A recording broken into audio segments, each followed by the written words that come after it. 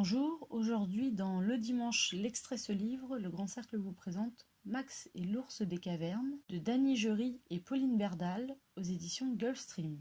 Chapitre 1. La sortie scolaire. Des grottes, j'en avais déjà visité plusieurs avec mes parents. Il y fait froid, c'est humide et on doit parfois mettre un casque.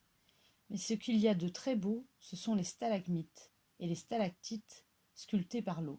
Ces colonnes de calcaire qui pendent du plafond des grottes ou qui ont l'air de pousser depuis le sol. Pour les reconnaître, c'est facile. Celles qui tombent, ce sont les stalactites, avec un T comme dans tombe, et celles qui montent, ce sont les stalagmites, avec un M comme dans monte. C'est simple. Sauf qu'il faut des milliers d'années pour qu'elles se forment, donc c'est pas si simple. Bref, les grottes, je connais bien. La grotte Chauvet a quelque chose de plus, nous a dit la maîtresse. Quelqu'un peut me dire ce qu'on y trouve d'extraordinaire ? Moi je sais, s'est écriée Charlotte. Des dessins faits par les hommes préhistoriques. Tout à fait. Malheureusement, ces peintures sont très fragiles.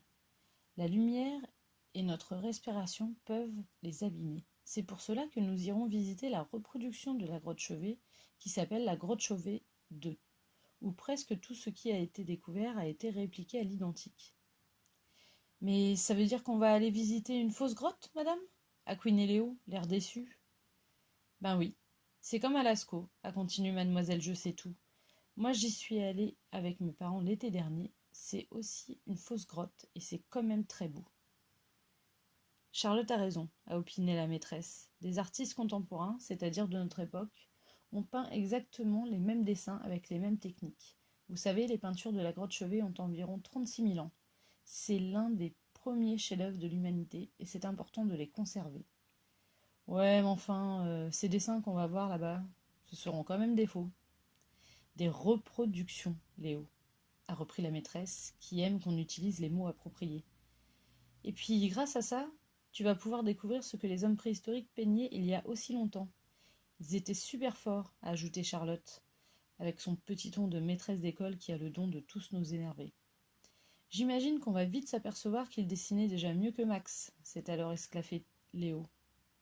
Max, c'est moi, réputé pour être le meilleur à la course à pied et le plus mauvais dessinateur de la classe. Tout le monde a rigolé en repensant à mon dernier exposé sur les ours et à mon horrible grizzly recopié du mieux que je pouvais d'après Internet.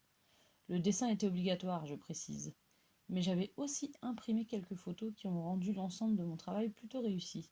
En vrai, j'aime tellement les ours que Madame Favard m'a quand même mis une bonne note à cause de toutes mes connaissances sans trop tenir compte de mon horrible dessin.